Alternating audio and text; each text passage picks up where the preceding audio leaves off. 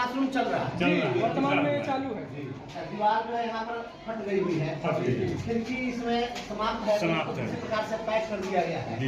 और ये बरसात में कैसे बारिश में सर नहीं बन जाता है क्लास। ये सोखता है, देख लीजिए, ये सोखता है कि पानी फेंकता है कि क्या है ये?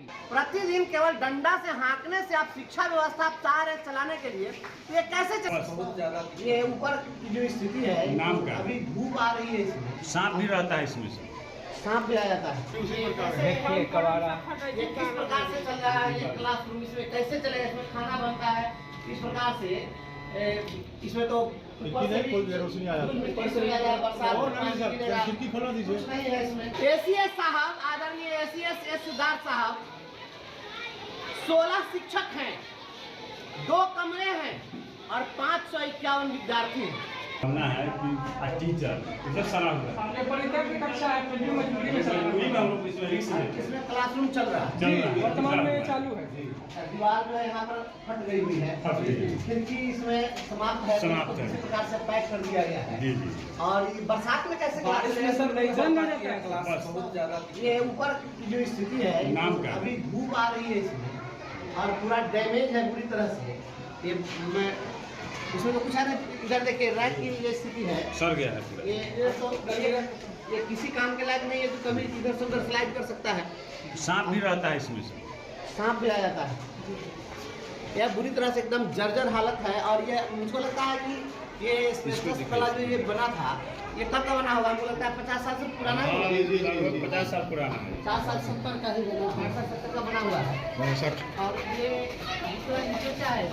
इसमें रसोई घर है सर, रसोई घर मजबूरी में चलता है। रसोई घर क्या, रसोई पूरी उसी प्रकार है। देखिए कबाड़ा ये किस प्रकार से चल रहा है ये क्लासरूम, इसमें कैसे चलेगा? इसमें खाना बनता है इस प्रकार से, इसमें तो ऊपर से भी रोशनी आ जाती है। ऊपर से भी आ जाए, बरसात और में नहीं पानी सर, गिरेगा। खिड़की खोला दीजिए। कुछ नहीं है इसमें, खिड़की खोल रोशनी आ जाती है। बहुत जर्जर हालत है इस भवन की। इस भवन को तोड़ करके यहाँ पर बिल्डिंग बननी चाहिए, क्लासरूम नहीं है। ये एस्बेस्टस वाला कितना कमरा है? इसमें 3 है। एक और है इधर।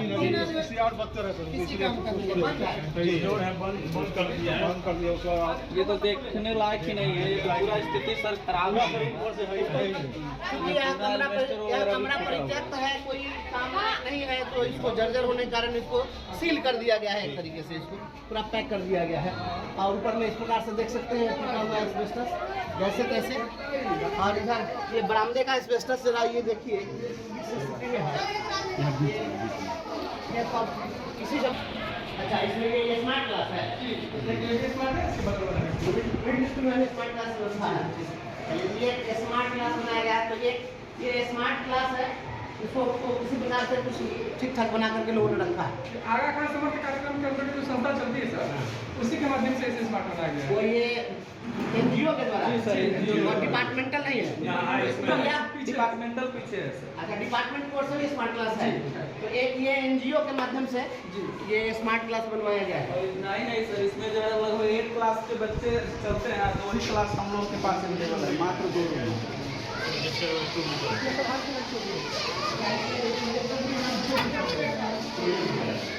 ये यहाँ पर चोरी भी कर ली गई है, क्योंकि की स्थिति नहीं है और अस्त व्यस्त हालत है। यहाँ ये मात्र 2 कमरे हैं यहाँ पर, 8 क्लास तक चलती है और 8वीं कक्षा तक की पढ़ाई होती है। कुल कितने बच्चे यहाँ पर हैं? लगभग 551। 551 बच्चे पढ़ते हैं यहाँ पर। बच्चों की संख्या इतने शुभ अंकों में है कि 551 एक बहुत ही शुभ अंक है। लेकिन ये व्यवस्था के नाम पर क्या है, यहाँ पर मात्र 2 कमरे और कुल शिक्षकों की संख्या 16। एसीएस साहब, आदरणीय एसीएस एस सिद्धार्थ साहब, 16 शिक्षक हैं, 2 कमरे हैं और 551 विद्यार्थी हैं। कमरों की हालत आप देख लीजिए। और मात्र 2 कमरों में ये किस प्रकार से 8वीं तक के बच्चों को पढ़ाएंगे और किस प्रकार से क्वालिटी एजुकेशन देंगे, इसका फॉर्मूला अगर आपके पास है तो वो फॉर्मूला यहाँ के गुरुजनों को आप बता दीजिए। प्रतिदिन केवल डंडा से हाँकने से आप शिक्षा व्यवस्था आप चाह रहे चलाने के लिए, तो ये कैसे चलेगा? कोई तो जिम्मेवार हो इसके लिए।